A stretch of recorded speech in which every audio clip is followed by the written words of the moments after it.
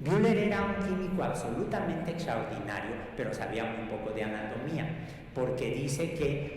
ha logrado sintetizar la urea en el laboratorio sin la ayuda de un riñón animal. Los únicos que tienen riñones son los animales.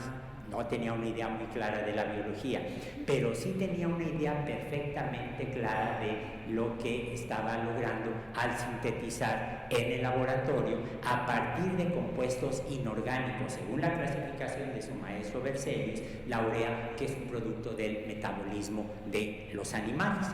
Y de hecho, como se ve en la siguiente diapositiva, se pueden dar ustedes cuenta cómo el siglo XIX se va a caracterizar por el desarrollo de la química orgánica y la síntesis in vitro, la síntesis en el laboratorio de una enorme cantidad de compuestos. Bühler en 1828 sintetiza la urea. Strecker, parte de esta extraordinaria generación de químicos alemanes, demuestra que con el acetaldehído, el amoníaco y el ácido cianhídrico se puede formar la alanina, un aminoácido. Butlerov en San Petersburgo en 1861 demuestra que si tomo una solución de formaldehído y la coloco en una solución acuosa y le agrego hidróxido de calcio o algo que suba el pH, lo que va a ocurrir es que se van a formar azúcares. De hecho, los carbohidratos, que es el nombre que le damos a los azúcares, es de un carbono hidratado. Y si ustedes se fijan, el formaldehído tiene un átomo de carbono y una molécula de agua. Pero lo que esto me está diciendo es que el siglo XIX va a ser el siglo de las síntesis no biológicas, las síntesis abióticas en el laboratorio de los componentes de los seres vivos sin ninguna dificultad. Lo cual nos lleva, como se ve en la siguiente imagen, a una pregunta natural. ¿Por qué los químicos del siglo XIX, que habían descubierto compuestos orgánicos en meteoritos, que podían sintetizar aminoácidos, azúcares, hidrocarburos, grasas, bases nitrogenadas, los componentes de los ácidos nucleicos en el laboratorio, nunca pensaron en la transición entre lo no vivo y lo vivo en términos de origen y aparición de los seres vivos? Y la respuesta es muy sencilla y se ve en la siguiente imagen. Porque la única disciplina que se quedó fuera de una óptica evolutiva en el siglo XIX fue precisamente la química. Desde finales del siglo XVIII, Kant y Laplace hablan de la condensación de una nube de material interestelar que va a dar origen al sistema solar, y se dan cuenta de la revolución intelectual que esto significa, porque Newton nos había dejado ecuaciones impecables que describen el movimiento de los cuerpos del sistema planetario en torno al Sol. Newton describe el sistema planetario como una especie de mecanismo de relojería, pero Newton nunca dice cuál es el origen del sistema solar. Las ecuaciones de Newton son simétricas respecto al tiempo, entonces me permiten predecir cómo era el sistema solar hace 2.000 millones de años, me permiten predecir cómo va a ser el sistema solar dentro de 3.000 millones de años en términos de la posición de sus componentes, me permiten saber en qué momento, con qué dirección y con qué fuerza debo lanzar un satélite para que aterrice en Marte dentro de 9 meses, pero se dan cuenta que lo que no tienen las ecuaciones de Newton y no tiene Newton es una imagen del sistema planetario como algo que está cambiando en el tiempo.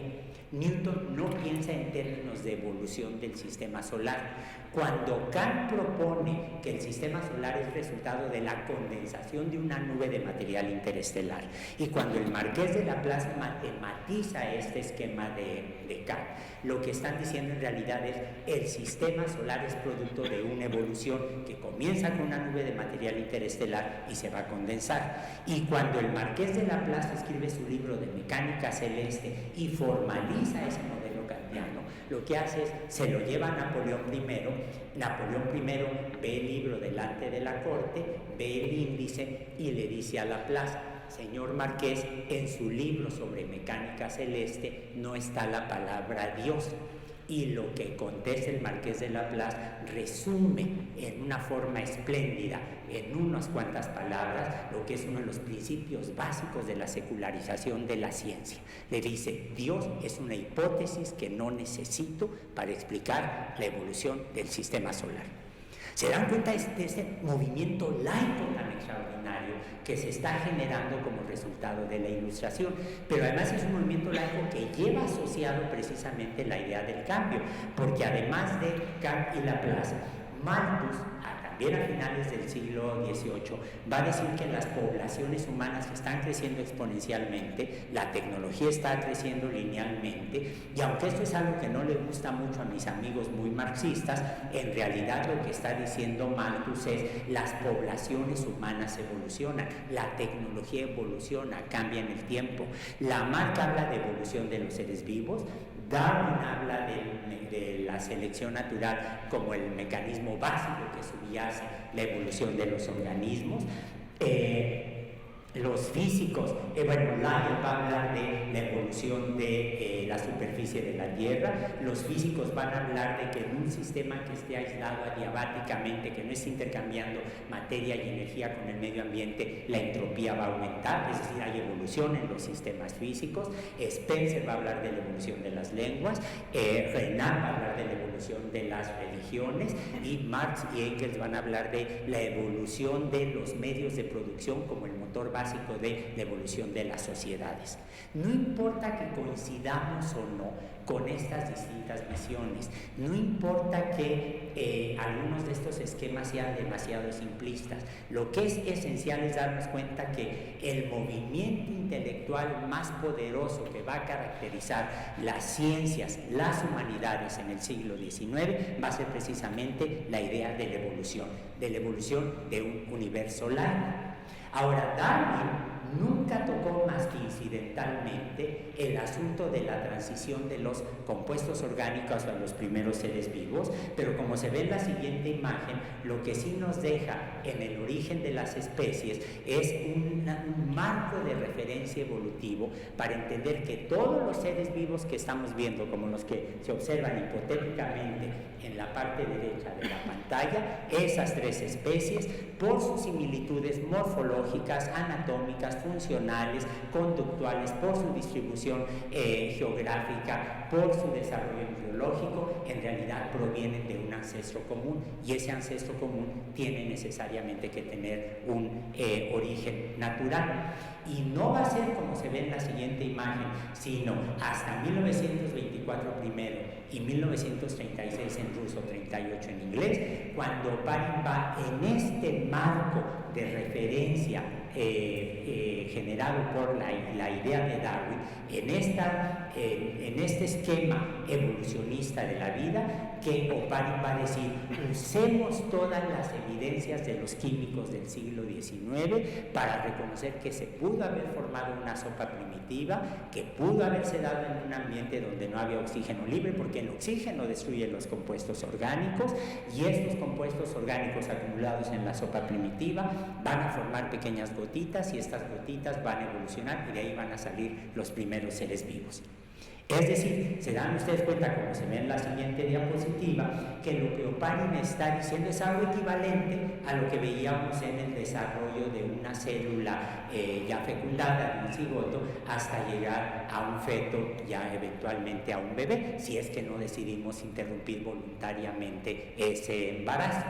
Y se dan ustedes cuenta que lo que Oparin está diciendo es: el origen de la vida comienza con la síntesis no biológica de compuestos orgánicos, se me van a formar moléculas cada vez más complicadas, estas moléculas van a interaccionar y van a formar pequeñas gotitas que en la época de Oparin se creía se podían simular con coacervados, aunque ahora preferiríamos utilizar liposomas, y de la evolución de la interacción de estas moléculas van a surgir los primeros metabolismos y van a surgir eventualmente los primeros seres vivos, que van a ser heterótrofos, es decir, son incapaces de sintetizar sus propios alimentos, van a ser procariontes, van a ser bacterias, que son la forma de vida más antigua que conocemos, y van a ser anaerobios porque han surgido en un medio donde no hay oxígeno libre, se están nutriendo de los compuestos orgánicos que les dieron origen.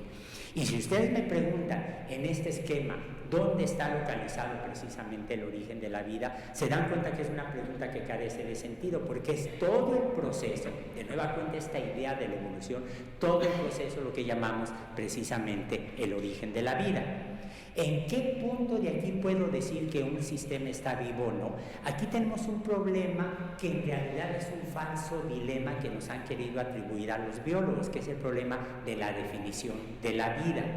A diferencia de lo que ocurre en otras disciplinas, la biología no puede definir de una manera precisa lo que es la vida. Pero veamos lo que ocurre en otras áreas. Por ejemplo, si ustedes se pasan el rojo de un semáforo, eso está definido en los reglamentos de tránsito como una violación, como una falta legal perfectamente clara. Allí tengo una definición impecable de lo que es un delito.